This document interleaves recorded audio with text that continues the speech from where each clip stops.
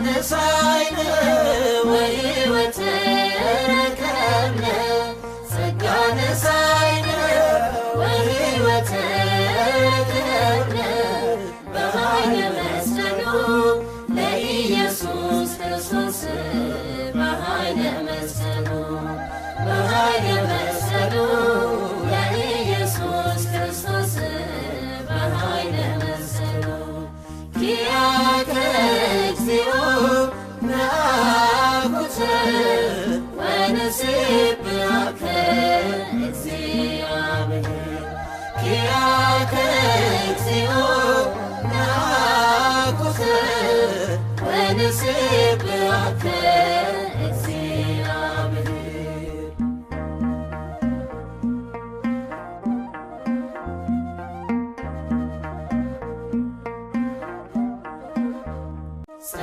በስመ አብ ወወልድ ወመንፈስ ቅዱስ አሐዱ አምላክ አሜን። ሰላም ስድራ እግዚአብሔር ከመይ ቀኒኹም ከመይ ኣለኹም ኣብዚ ዘለኹምዎ ሰላም ኣምላኽ ይብዛሓልኩም። ሎማዓንቲ ከም ፍቓድ እግዚአብሔር ብዛዕባ መንነት ዝብል ክኸውን እዩ ኣርእስትና። ማለት መንነት ንሕና መኒና ካበይና ንምንታይ ናብ ዚ ምድሪ መፂና ዘለና ካብዚ ምስ ሓለፍና ካብዚ ምድሪ ኸ እንታይ ይመስል ናበይና ዝብል ማለት እዩ። እዚ መንነት ዝብል ኣርእስቲ ብዓይኒ ዓለም ክርአ ከሎ ኣብ ዓለም ናይ መፈላለዩ እዩ። ኣነ ባይ ሓይሽ ኣነ ካብዚ ነገድ የመጽየ ኣነ ከዓ ካብዚ ነገድ የመጽየ ንስኻ ዘይትጠቅም ኢኻ ኣነ ግን ኣዝየ ብሉጽ እየ ሓደ ንነፍሱ ብጣዕሚ ካብቲ እግዚአብሔር ዝርየና ዓይኒ ወይ ካብቲ እግዚአብሔር ክንኮነ ዝደልየና ወይ ካብቲ ክህልወና ዝግብኦ ኣመላኻኽታ እግዚአብሔር ዝደልዮ ኻባና ካብቲ ኣመላኻኽታ ንሱ ወፃኢ ነፍስና ንሪኣ ኢና ከምዚ ዘይንጠቅም ጌርና በቲ ሓደ ድማኒ በቃ ስኢልና ንሕና ዝተፈለና ካብ ኩሉ ሰብ ብሉፃት ከም ዝኾንና ጌርና እውን ንሪኣ ኢና። እዚ ክልቲኡ ትኽክል ኣይኮነን። ማለት ዓለም ናታ ኣመላኻኽታ ክህልዋ ይኽእል እዩ። ብምንታይ ኢኻ ትኽክል ኣይኮነን ትብል ዘለኻ እንድሕር ኢልኩምኒ ብናይ እግዚኣብሔር ቃል ክምዘን ከሎ ኩሉ ገደብ ኣለዎ።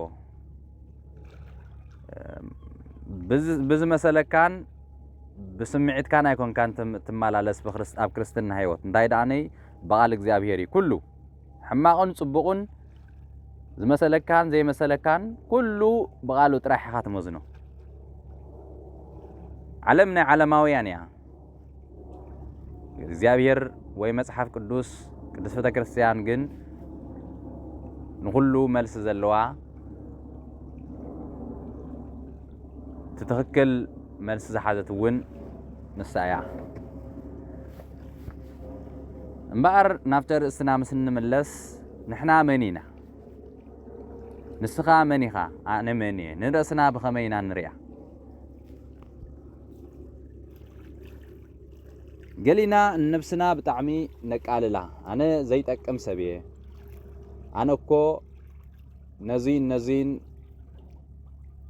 ዝበቅዕ ሰብ ኣይኮንኩን፣ እዚ ነገር እዚ እኮ ንዓይ ይምልከተንን እዩ ንብል። ገሊና ድማኒ ኣነ እኮ ካብ እንዳ ክስቶ ወይ ካብ ክስቶ እኮ ኣነ ይሓይሽ ኣነ ይበልፅ ኢልና ንነብስና ላዕሊ ንሰቕላ ምስካል ኣዋዳዲርና ማለት እዩ። መጽሓፍ ቅዱስ ከብኸምዚ ኢሉ ዝመዝነና በዛ ዓለም እትሪኦ በዚ ናይ ምፍልላይ መንፈስ ናብ ግጭት እውን ዘብፅሕ መብዛሕትኡ ግዜ ብዙሕ ሰብ ብፍልጠት ኣይኮነን ዝምዘን። ካብ ታሪክ እንድሕር ዳ ርኢናዮ ናብ ስልጣን ዝመፁ ናብ ማዕረግ ዝመፁ ዝተፈላለየ መበቆል ዘለዎም ወይ ዓሌት ዘለዎም ኢና ንዕዘብ እምበር ብብቕዓትን ብእቱ ሞያ ብዝጠልቦ ስለ ዝመፁ ይኮን ኣብ ብዙሕ ማለት እዩ። ስለዚ ንሕና ክንመዝና ዘለና ንርእስና ወይ ንኻልእ ክንመዝን ዘለና ናይ እግዚአብሔር እምበር ብኻልእ ኣይኮነን። መጽሐፍ ቅዱስ ብዛዕባ እዚ ነገር እንታይ እዩ ዘመራይ ዳዊት ኣብ መዝሙሩ ብዛዕባ ዝኽዛረብ ከሎ ብዛዕባ መንነቱ ፍሉይ ዝኾነ ቃል ኣልዒሉ ምስጋና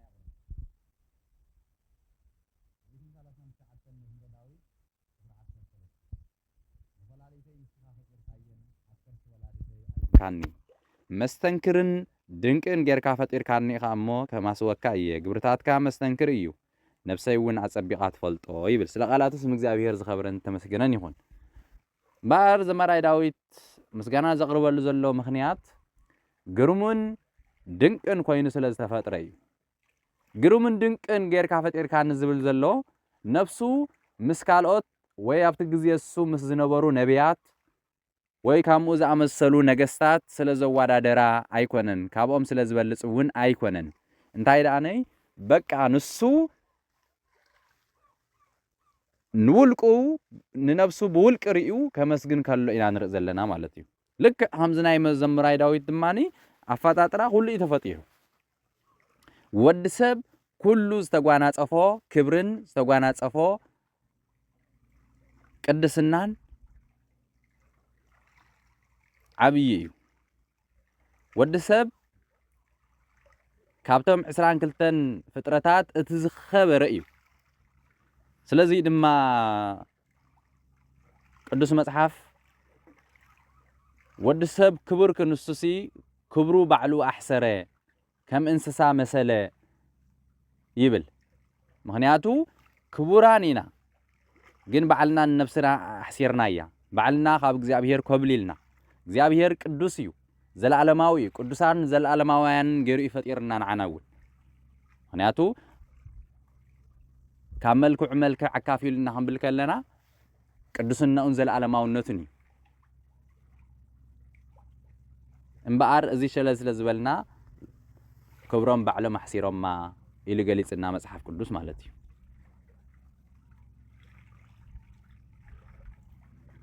ትኽክል እውን ወዲ ሰብ በቲ ክነብሮ ዝግብኦ ኣነባብራ ይነብርን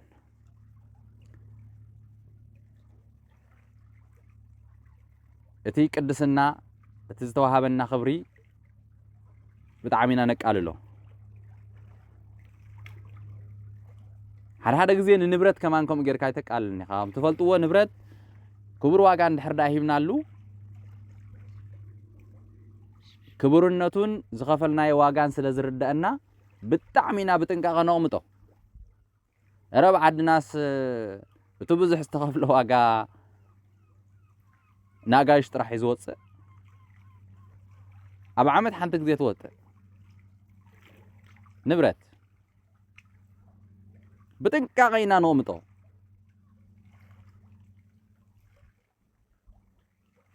ሓንቲ ንብረት ካብተን ብጥንቃቐ ዝተቐመጣ ከም ገለ ጌርካ እንድሕር ኣበላሽኻ ኮይኑካ ኣሎ እንታይ መቕፃዕቲ ከም ትቕፃዕ ስለዚ ንሕና ንነብስና ብከምኡ ንሪኣ እግዚአብሔር ክቡራት ገይሩ ይፈጢርና እግዚአብሔር ድንቅን ግሩምን ገይሩ ይፈጢርና ሕና ከምኡ ኮይንና ንርከብ እዚ ናይ ኩልና ሕቶ ኩልና እውን ነብሲ ወከፍ ክምልሶ ዘለዎ እዩ ናይ ውልቂ ጉዳይ እዩ ኣምላኽ ይደግፈና ከምኡ ክንከውን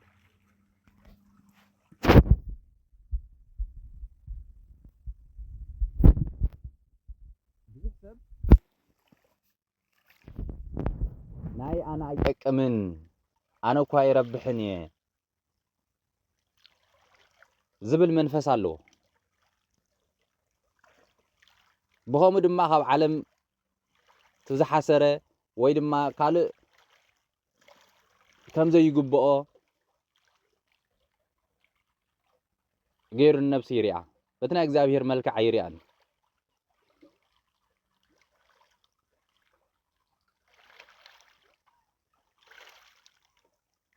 ባቃ ኣነኮ እሳቶም ይሕሹኻ ባይ ንሳቶም እኮ ይበልጽኻ ባይ እዚ ነገር እዚ ኣይምልከተንን እዩ ኣነ ከመይ ኢለ ምስኣቶም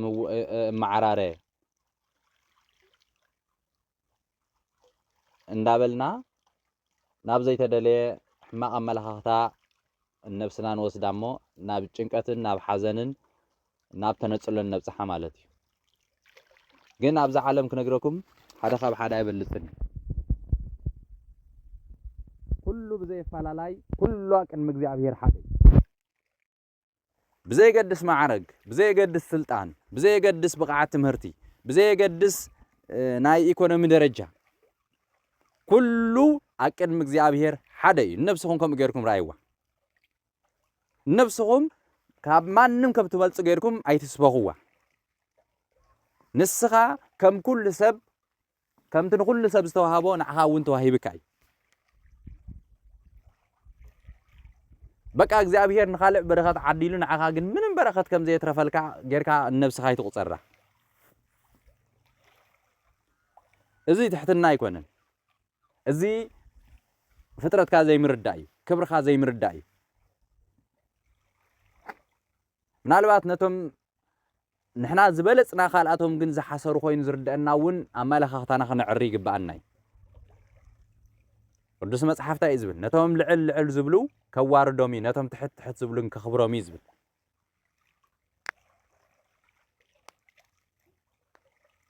ስለዚ ንሕና ካብ ኩሉ ከም ንበልፅ ዘይኮንና ጌርና ነብስና ክንሪኣ ዘለና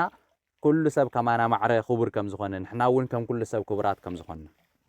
ከም ዝበለ ኣመለኻኽታ ይህልወና ዘለዎ ብቅዱስ መጽሓፍ ነብስና ክንሪኣ ከለና ሐዋርያ ቅዱስ ጳውሎስ እውን ኣብ ኤፌሶን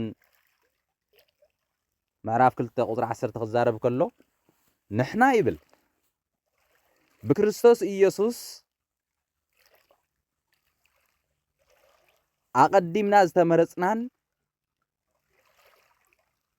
ኣቀዲምና ዝተፈጠርናን ዝተጸዋዕናን ዝተሓረናን ግብሩ ናይ ዕዳዊ ስራሕ ኢና ይብል እግዚአብሔር ከም ካልኦት ፍጥረታት ኣይኮነን ብይኹን ፈጢርና እንታይ ደኣኒ እግዚአብሔር ኡፍ ኢሉ እስትንፋሰ ህይወት ብኢዱ ይሰርሕና እግዚአብሔር ኣብ መወዳእታ እውን ኡፍ ኢሉ እስትንፋስ ኣብ ውሽጥና ሕዲሩ እግዚአብሔር እዛ እስትንፋስ እዚኣ ኸዓኒ ክብርቲ እያ ማንም ዝወስዳ የለን ንሱ ትዘንበራ ጥራሕ ይወስዳ ድኽእል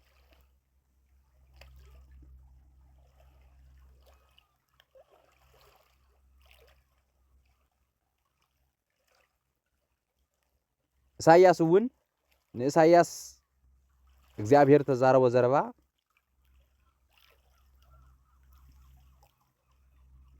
ብስምካ ፀዊዕካ ኣይትፍራሕ ኣነ በጃዊኻ እየ ንስኻ ናተይ ኢኻ ኢሉ ፍቅሩ ክገልጸሉ ከሎ ንርኢ ማለት እዩ ኣብ ኢሳይያስ 43 እምበኣር እግዚአብሔር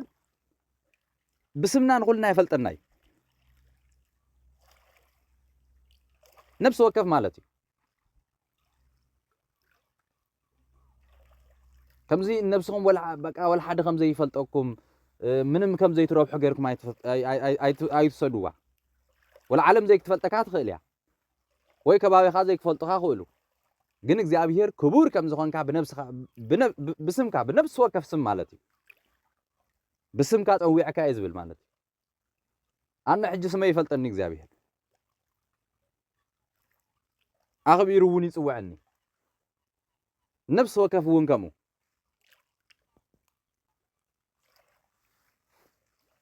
ክብሩ ስለ ዘይተረድኦ ብዙሕ ሰብ እግዚአብሔር ማዕረ ክንደይ ከም ዘፍቅረና እግዚአብሔር ማዕረ ክንደይ መስዋዕቲ ከም ዝኸፈለልና እግዚአብሔር ማዕረ ክንደይ ከም ዝሓረየና ማዕረ ክንደይ ንወዲ ሰብ ዘለዎ ፍቅሪ ከም ስለ ዘይርዳእ ኣብ ዘይተፈለየ ካብ እግዚአብሔር ከብሊሉ ኣብ ዘይተደለየ ሓጢአት ንእግዚአብሔር ኣብ ዘቕይም ንነብሱ ንርእሱ እውን ኣብ ዝጎድአሉ ምንም ከርብሖ ኣብ ዘይክእል ይነብር ኣመለኻኽታ እውን ንርእሱ ቀቲሉ ንእግዚአብሔር የውግሂ ናይ ጭንቀትን ናይ ሓዘንን ውፅኢት ይኸውን ነብሱ ዕረፍተ ይትረክብን እያ ምክንያቱ ኣይርድኦን እዩ ካበይ መፅኡ ንምንታይ ኣብዚ ምድሪ ዝነብር ዘሎ ኣብ መወዳእትኡ ኸ ናበይ ኣይርድኦን እዩ ክብራትን ክብራንን ኣብዚ ቻነል ዘለኻትኩም ኩላትኩም እግዚአብሔር ኣዝዩ ክቡር ዝኾነ ኣፈጣጥራ ይፈጢርና ካብ ኣፈጣጥራና ንላዕሊ ግን እግዚአብሔር ንወዲ ሰብ ዝገለጾ ፍቕሪ ብናይ መስቀል ፍቕሪ ብናይ ሞት ፍቕሪ ካብዚ ዝዓቢ ፍቕሪ የለን ኢሉ ከም ዝገለጾ ዮሐንስ ዓብይ ዝኾነ ፍቕሪ ገሊጽልና እዩ መንዩ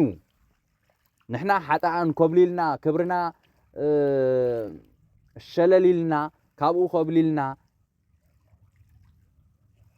من يخسع بزع نعخاز موتلكا كريستوس إيسوس جن جنا حتى أن كلنا أبكندنا مكرات قبيلو نحنا متان كندحن نسو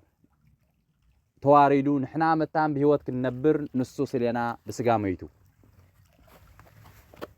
مكرا مسكال تقبيلو سلازي أبكراني مسكال اندحردات أميتنا كبور زخونا واقانا بمانم كتمن زي كم تقول بيتروس زبلو بحلاف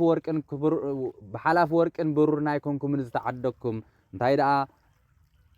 بتي بمنم كتمن زي كال دم يسوع كريستوس يقوم زتعدكم يبلنا مالتي انا نسخاتكم من بتي مليونات بليونات وي تريليونات زغوني قطرتات كوتاس دراري بكا واقع مصيخا እግዚአብሔር ካብون العلى بلص يزرينا نفسنا تخبر ካብ كل قطري ኮታስ ተቆጠረ ይቆጠር ማለት እዩ ምክንያቱ ክብራት ስለ ዝኾነና ክርስቶስ ኢየሱስ እቲ ብምንም ክትመን ዘይከኣል ክቡር ዝኾነ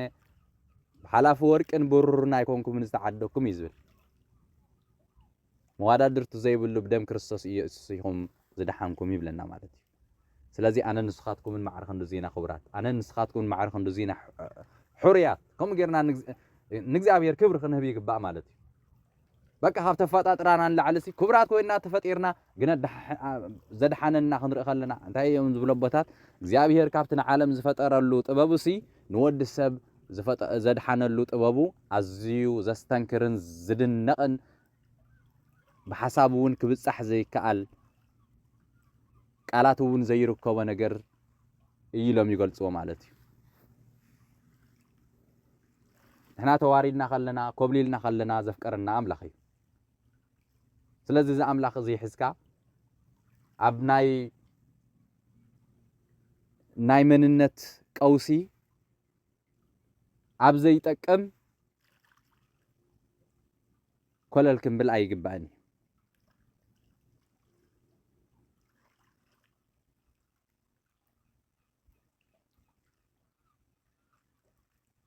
ቅዱስ ጴጥሮስ አቀዳማይት መልእኽቱ ምዕራፍ 2:9 ንሕና ዝተመረጽና ወገን ኢና ናይ ንጉስ ካህናት ቅዱስ ህዝቢ ናይ እግዚአብሔር ህዝቢ ኢና ይብል ማለት እዩ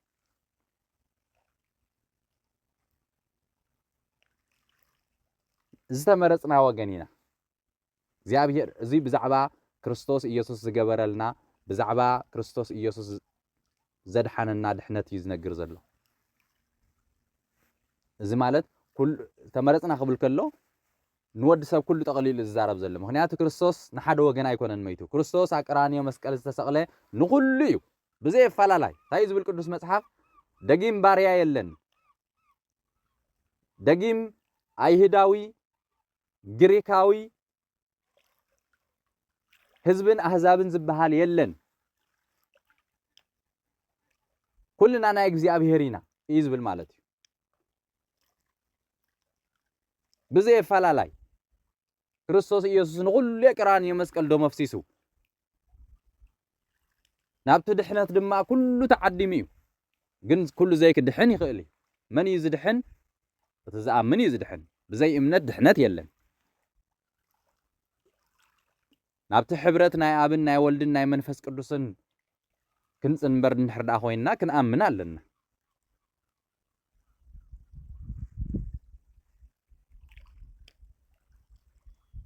ዮሐንስ አቀዳማይቱ መልእኽቱ ዮሐንስ ወንጌላዊ ዮሐንስ ኣብ መልእኽቱ ምዕራፍ 1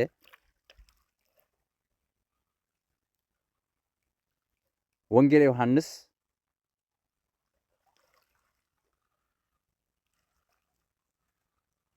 እቶም ዝተቀበልዎ ዘበሉ ብስሙውን ዝኣምኑ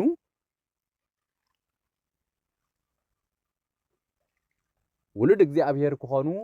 ስልጣን ሃቦም ይብል ማለት እዩ።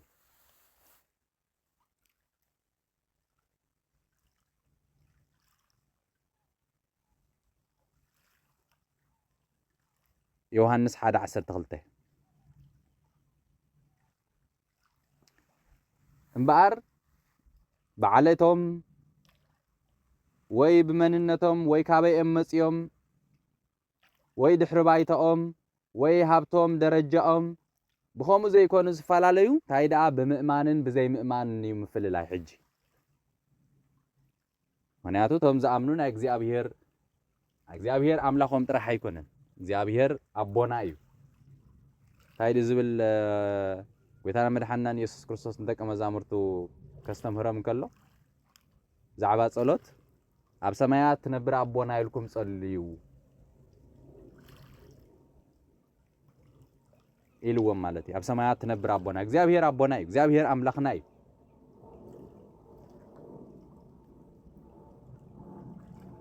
ኣቦ ኣባ ኢልና ንጽዋዓሉ ናይ ውልድነት መንፈስ ተቀቢልና ኢና ዝብል ቅዱስ ዮሐንስ ኣብ መልእኽቱ